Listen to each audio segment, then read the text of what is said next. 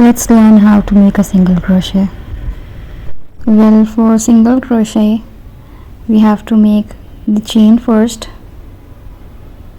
and after making the chain the required length that you want, we will skip the first chain from the hook and insert the hook in the next chain. So we will work in the second chain, insert the hook, pull the yarn through the chain,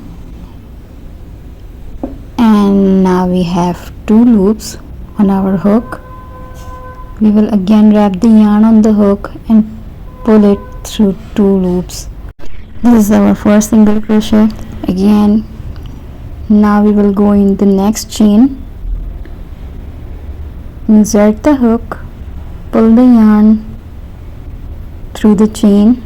Again we have 2 loops on our hook, wrap the yarn and pull through both loops. This is our single crochet. Again, next chain, pull the yarn, 2 loops on the hook, yarn over, pull through both, and again we made a single crochet. Next chain, insert the hook, pull the yarn, 2 loops on the hook, wrap the yarn, pull through 2 loops, again single crochet. This is how we are going to make the single crochet till the end.